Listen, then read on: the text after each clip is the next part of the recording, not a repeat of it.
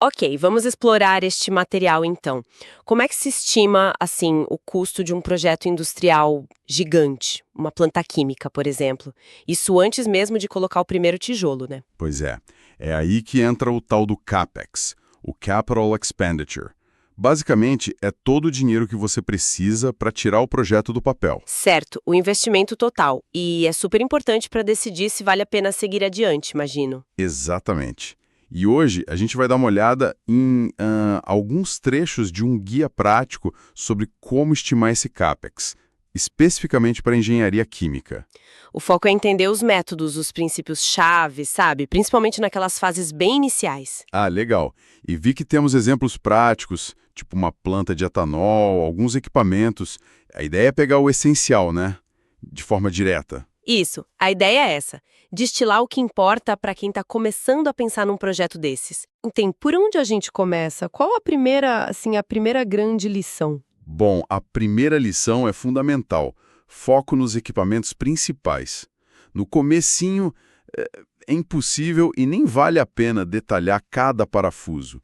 A gente consegue uma boa ideia do custo total olhando para os itens mais caros, os mais importantes. Faz sentido, como naquele exemplo da planta de etanol de palha de milho de um relatório do NRL, né, o laboratório americano. Esse mesmo.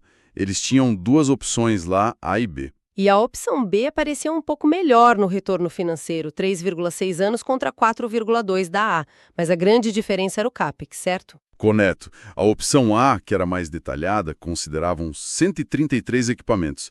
Chegou num CAPEX de 232 milhões de dólares. 133, bastante coisa. E a B? A B simplificou.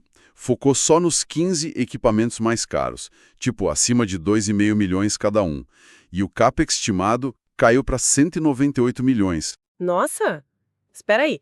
Reduziu quase 90% a quantidade de itens e o custo total variou só uns 15%? Exatamente. E o impacto no tempo de retorno foi mínimo. Que interessante isso. Quer dizer que aquele esforço todo de detalhar tudo no começo talvez nem fosse tão crucial para a decisão principal? Precisamente. E aqui está a grande sacada. Quase uma regra de ouro para essa fase. Aplica Pareto. Foca energia nos poucos itens que definem o orçamento. É aquela história, né? 20% dos itens costumam responder por 80% do custo. O famoso 80-20. Então o trabalho é identificar esses itens vitais logo cedo. Isso. É mais valioso do que se perder detalhando coisinha pequena no início. Mas aí fica a dúvida. Se esses equipamentos principais são tão cruciais, por que não ir direto nos fabricantes? Pedir cotação para ter o número certo, não seria melhor? Ah, parece lógico, né? Mas aí a gente entra na segunda lição. Tem que evitar o detalhamento excessivo logo de cara. Por quê? Porque pedir cotação formal não é simples. O fabricante vai pedir o quê? Especificação técnica detalhada, desenho. Isso exige um trabalho de engenharia pesado. Custa tempo, custa dinheiro. Entendi. Recursos que você normalmente não tem quando está só avaliando a ideia inicial, comparando opções. Exato. Então, gastar muito com engenharia de detalhes só para ter uma cotação super precisa logo no começo pode ser um tiro no pé. A estimativa, mesmo que um pouco mais grossa, é a ferramenta certa para essa fase. Entendi. É sobre usar os recursos de forma inteligente, né? A estimativa dá aquele equilíbrio, informação suficiente para decidir, sem gastar rios de dinheiro antes da hora. Perfeito. Ela permite comparar cenários, tecnologias e escalas, de forma rápida e eficiente. Certo. E se a gente não vai pedir cotação detalhada, como faz essa estimativa inicial? Você falou em correlações. É a terceira lição. É por aí, usar correlações. Engenheiro adora correlacionar dados, né? É como no exemplo do cooktop que tinha no material. Ah, lembro. Tinha o preço de 2 bocas e do de 4 bocas, e aí estimava o de 5. Isso. Sabendo o preço do de 2, R$ 319,90 e do de 4, R$ 541,49, a correlação estimou uns R$ 652 para o de 5 bocas. O preço real era R$ 665. Puxa, um erro de só 2%? Funcionou muito bem. E na indústria a lógica é a mesma. A gente pega custos de equipamentos de projetos antigos que já aconteceram e correlaciona com o tamanho, a capacidade, a potência. Alguma característica-chave. Basicamente, usar a experiência passada para prever o futuro, de forma organizada. Exatamente.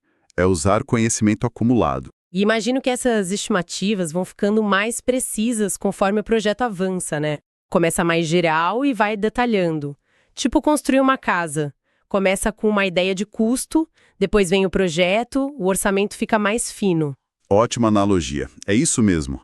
Existem as classes de estimativa. Geralmente vão de 5 a 1. Classe 5 é a mais preliminar, a classe 1 é a super detalhada. E como funciona essa classe 5? A ordem de magnitude? Essa é feita bem no início, baseada em custos de projetos parecidos, ajustados de forma bem simples, tipo por capacidade e inflação. Usa aqueles diagramas de blocos bem básicos, sabe? BFDs. A precisão é baixa, tipo pode errar de 25% para menos até 40% para mais. Mas é rápida, barata, ótima para filtrar ideias. E a classe 4? Foi a que usaram no exemplo do trocador de calor, né? Isso. A classe 4, ou estimativa de estudo, já é um pouco mais refinada. Precisa de um balanço de massa e energia preliminar, uma lista dos equipamentos principais com o dimensionamento inicial. O diagrama de processo, o PFD, costuma ser a base. A precisão melhora um pouco, menos 20% a plus 30%. Já dá para ter uma ideia melhor da viabilidade. E lá na outra ponta, a classe 1, quando ela aparece? A classe 1 é a estimativa detalhada. Essa só sai quando a engenharia está quase pronta, sabe? Pronta para ir para a construção. Aí sim, a gente usa a cotação firme de fornecedor, desenho detalhado de tudo, civil, mecânico, elétrico. A precisão é alta, menos 5% a plus 10%. Mas para chegar nela, o custo é alto, porque já teve muito trabalho de engenharia. A chave para o planejamento é, para as decisões importantes lá do começo, comparar a tecnologia, definir tamanho, ver se vale a pena uma classe 5 ou 4 costuma ser suficiente. Não precisa gastar uma fortuna detalhando tudo antes, da hora. Exatamente. O objetivo dessas estimativas iniciais é dar base para a decisão estratégica. Vamos em frente para a próxima fase. Aí sim, na próxima fase, a engenharia avança, a estimativa se refina para a classe 3, depois 2, até chegar na 1, que é o orçamento final. Compreendido. Então, o processo todo começa achando um custo de referência. Onde a gente busca essas referências? Tem várias fontes. Empresas grandes têm seus bancos de dados internos, de projetos antigos, relatórios técnicos públicos como aquele do NREL são ótimos, artigos, teses, livros clássicos de engenharia química, tipo Turton, que o guia menciona, têm muitas correlações de custo. E software especializado, imagino. Sim, tem softwares de análise técnico-econômica e, claro, a experiência dos engenheiros, as regras de bolso, tudo isso entra na conta. Legal. Achou a referência. E aí? Como ajusta para o nosso projeto específico? Aí entram os fatores de correção. São essenciais para trazer aquele custo de referência para a nossa realidade. Basicamente, 4 ajustes principais: escala, tempo, inflação, moeda e localização. A gente pode ver isso naquele exemplo 1 da planta de etanol. Perfeito. Vamos lá. A referência era uma planta de 182 mil toneladas ano, custou 422 milhões de dólares em 2007. O nosso projeto era para 100 mil toneladas ano. Como ajusta a escala? A gente usa a famosa regra dos 6 décimos. A ideia é que o custo não cresce na mesma proporção que a capacidade. Cresce mais devagar.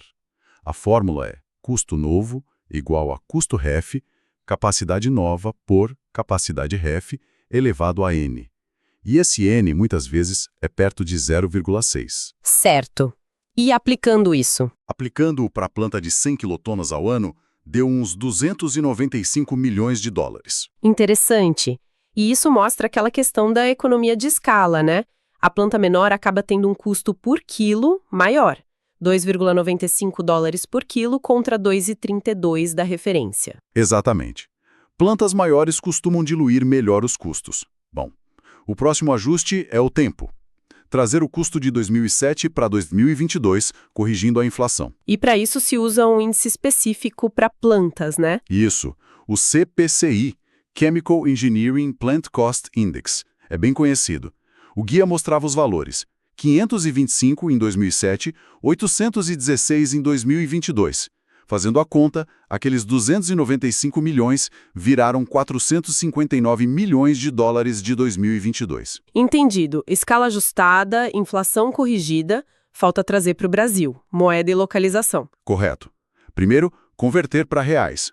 O guia usou uma taxa média de R$ 5,16 por dólar para 2022. Aí chegamos em 2,4 bilhões de reais. Depois, veio o fator de localização. Esse fator parece complexo. O que ele considera? Ele tenta capturar a diferença de custo de construir, digamos, nos Estados Unidos, que geralmente é referência, e construir aqui no Brasil, no caso em Mato Grosso. Leva em conta a mão de obra, material, imposto, produtividade, logística, o ambiente de negócios como um todo. E de onde vem esse número? Existem manuais como Richardson e consultorias tipo a Intratec. O guia também citou um estudo da EPEC do Brasil que sugeriu um fator de 1,08 para o Brasil em relação aos Estados Unidos, baseado no Richardson. Ok, então pega os 2,4 bilhões e multiplica por 1,08. Isso. Aí chegamos no CAPEX estimado final, 2,6 bilhões de reais para construir a planta no Mato Grosso. Uau! 2,6 bilhões.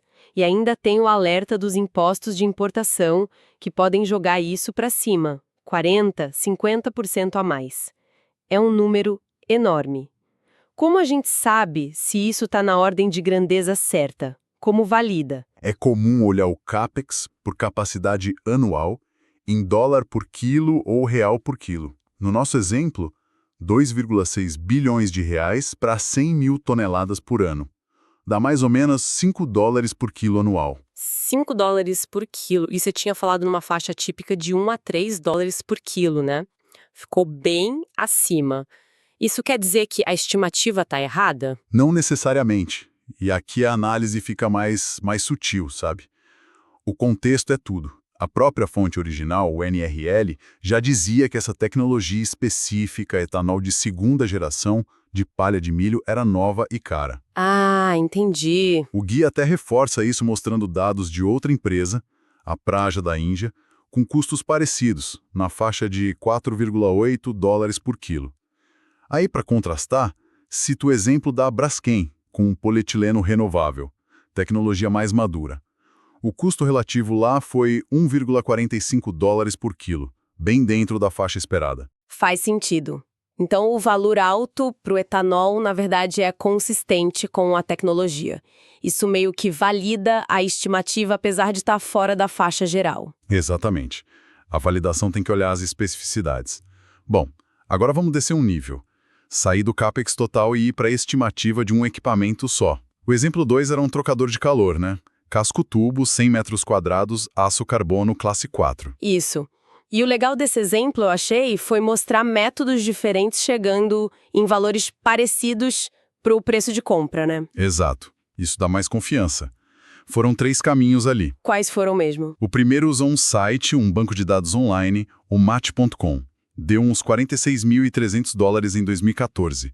Corrigindo para reais de 2022, ficou em 338 mil reais. Ok. O segundo pegou um dado de um projeto antigo do NRL de um trocador menor de 47 metros quadrados, que custou 24 mil dólares em 2007. Aí ajustou para a área maior, com N igual a 0,6, corrigiu inflação, câmbio, chegou em 303 mil reais. Próximo também. E o terceiro usou uma correlação de livro, do Turton. Uma fórmula lá que relaciona custo e área. Deu 25 mil dólares em 2001. Corrigindo tudo, chegou em 268 mil reais. Puxa, muito perto. Todos na casa dos 300 mil reais. Realmente, reforça a validade desses métodos. Mas isso é só o preço de comprar o equipamento, né?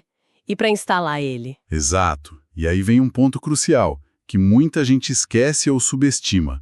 O custo de instalação. Como estima isso? Uma forma rápida para estimativas iniciais é o fator de Lange. É um multiplicador que você aplica no preço de compra do equipamento. O multiplicador. Ele varia tipo de 3 para processos com muito sólido até um 5 para processos com mais fluidos. Esse fator já embute, de forma meio geral, tudo que vem junto. Base, estrutura, tubulação, elétrica, instrumento, pintura, frete, montagem, engenharia. Entendi. Então, para o nosso trocador de R$300 mil, qual fator de Lang a gente usaria? Para fluido, um valor típico é 4. Então, seria R$300 mil vezes 4. O que dá R$1.200.000. Isso. Nossa, 1,2 milhão. Quer dizer, custa 3 vezes mais para instalar do que para comprar o equipamento em si. É, realmente surpreendente para quem não está no dia a dia disso. Pois é, como o guia fala, é um ponto que pega muita gente de surpresa. E claro, o fator de Lang é um método rápido. Tem outros mais detalhados, tipo Guthrie, custo de módulo do Turtle, para fases mais avançadas. Mas o Lang já dá o recado: instalar custa caro. Muito caro. Voltando um pouquinho na regra dos 6/10 para ajustar a escala, aquele expoente N é sempre 0,6 mesmo? Não, ele varia. 0,6 é uma boa média, uma regra de bolso, mas o valor real depende do equipamento. O guia deu 2 exemplos rápidos disso. Quais eram? O exemplo 3 era com bombas. Pegaram o preço de uma bomba de 10 kV para estimar a de 20 kV. Usando o N igual a 0,8, que algumas fontes recomendam para bombas, a estimativa ficou super perto do preço real. Erro de 4%. E se usasse 0,6? O erro ia para 16%. Ainda aceitável para início, talvez, mas mostra que usar o N certo refina bem o cálculo. Entendi. E o outro exemplo? Era o 4 com centrífugas. Ali, a ideia foi pegar preços de vários tamanhos e plotar log do preço contra log do tamanho. A inclinação da reta nesse gráfico log-log dá o N. Para centrífugas lá, deu perto de 0,5. E o interessante é que um N menor que 0,6 significa o quê? Uma economia de escala melhor ainda, né? Exatamente. O custo cresce mais devagar ainda com o tamanho. Com N igual a 0,5, dobrar o tamanho aumenta o custo por 1,41 vezes. Com N igual a 0,6, seria 1,52. Então um N baixo é bom para planta grande. Saber o N do equipamento-chave pode fazer diferença. Para a gente ir fechando a parte técnica, o guia deu umas dicas de como apresentar esses números de CAPEX, né? Sim, 2 dicas bem práticas. A primeira, evita a falsa precisão. Tipo, não colocar todos os centavos. Exato. Apresentar um número tipo R$ 123.345.134,23 não faz sentido. Passa uma segurança que não existe na estimativa inicial. Melhor arredondar. 123 milhões, 120 milhões, depende da classe. Isso gerencia melhor a expectativa da incerteza.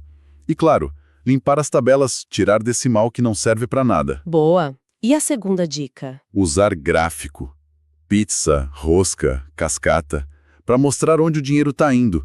Como naquela figura 16 da planta de etanol que mostrava o peso do pré-tratamento, da cogeração, dos custos indiretos. Ah, sim. Fica bem visual, né? Fica ótimo. Ajuda a ver na hora onde estão os pontos críticos do custo, onde vale a pena focar para otimizar, para pesquisar. Faz todo sentido. Visualizar onde dinheiro vai é fundamental. Bom, então resumindo tudo. Para estimar CAPEX no começo, a chave é focar no principal, Pareto, não detalhar demais cedo, usar correlação e método padrão, 6/10, aplicar os fatores de correção, escala, tempo, moeda, local, entender as classes de estimativa, lembrar do custo alto da instalação, Lang, e apresentar de forma clara e realista. É isso. Síntese perfeita. É uma mistura de método, dado e um pouco de arte, de julgamento, né? Para tomar decisões grandes com informação que no começo é sempre imperfeita. Então, no fim das contas, o que tudo isso significa? Que mesmo com tanta incerteza, tem jeito, tem ferramenta para guiar essas decisões de investimento que podem ser de milhões, bilhões, desde a primeira ideia. Exatamente. E para fechar, fica uma provocação talvez. A gente viu o peso do fator de localização, dos impostos de importação que podem ser 40%, 50% a mais no custo aqui no Brasil. Sim, impactante. Então, fica a pergunta. Como será que o desenvolvimento da nossa capacidade local de fabricar equipamentos, ou talvez políticas de governo mais estratégicas, poderiam mudar essa conta? Mudar a viabilidade desses grandes projetos por aqui. É uma questão que vai além da engenharia de custos, mas é super importante para o nosso desenvolvimento industrial, né? Com certeza. Um ótimo ponto para a gente pensar.